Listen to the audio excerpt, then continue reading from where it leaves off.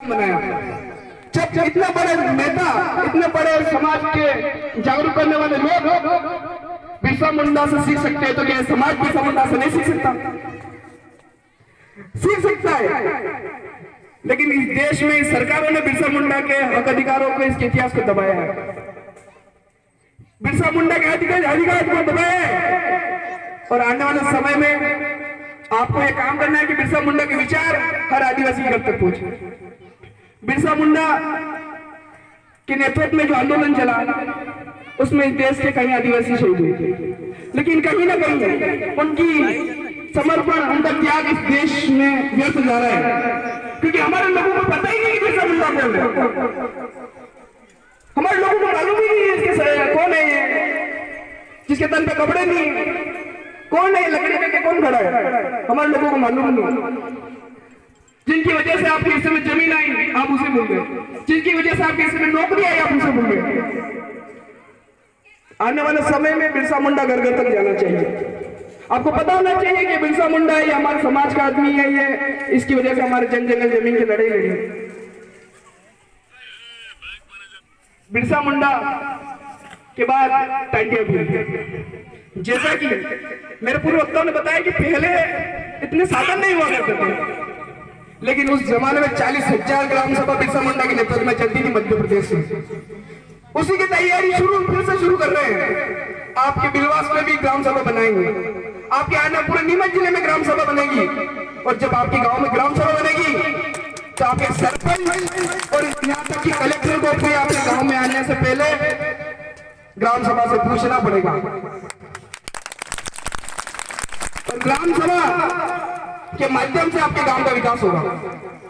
यहाँ तक कि देश के मुख्यमंत्री को भी आने से पूछना पड़ेगा कि ग्राम सभा का सच है, क्योंकि 5वीं अनुसूची और 6ठी अनुसूची के क्षेत्र में तहसीलदार तो क्या, कलेक्टर भी बिना परमिशन के अंदर नहीं आ सकता। और आपका बिलवास 5वीं अनुसूची का क्षेत्र है। और आने वाले समय में आपके गांव में ग्राम सभा का गठन करो।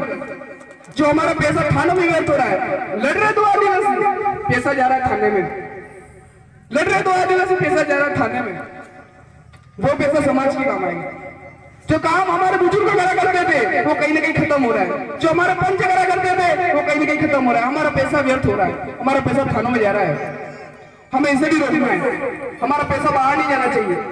इसी वजह से गरीबी आ रही है, इसी वजह से हमारे लोग भूखे मर रहे हैं, इसीलिए पलायन कर रहे हैं। डूंगरपुर का आदमी गुजरात जाके काम कर रहा है, झाबुआ का आदमी बाहर जाके काम कर रहा है, रतलाम के लोग नीमच जाके काम कर रहे हैं। क्या वजह हो गई समाज में?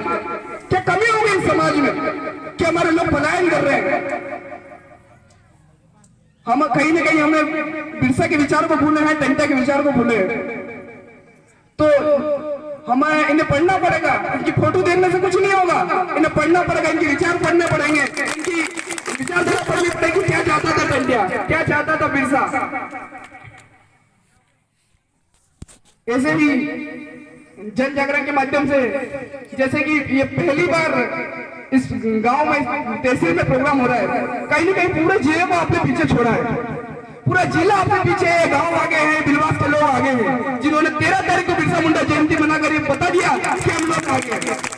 हम लोग आपसे पीछे हैं। हम 18 तारीख के दिन जीरन में जन सैलाब ला रहे हैं। उस जन सैलाब में दिल्ली प्रदेश के राष्ट्रीय प्रवक्ता मामू दादा पधार रहे हैं, डूंगरपुर से कांति भाई रोड पधार रहे हैं, रतलाम से कमलेश्वर डोडिया आ रहे हैं, अलीराजपुर से भी लोग आ रहे हैं, चित्तौड़गढ़ से लोग आ रहे हैं, निम्बाड़ा से लोग आ रहे हैं, भिलवाड़ा से लोग आ रहे हैं। हम कहीं ना कहीं बिछड़ गए हैं।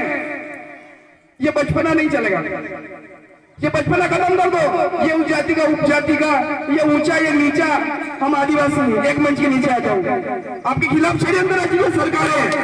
ये ऊंचा ये नीचा निकाल लो, टूट जाओगे, कुछ नहीं होगा। पहले टुकड़े हैं आपके क्षेत्रवाद में, जातिवाद में, उपजातिवाद में, हजारों की संख्या में मध्य प्रदेश में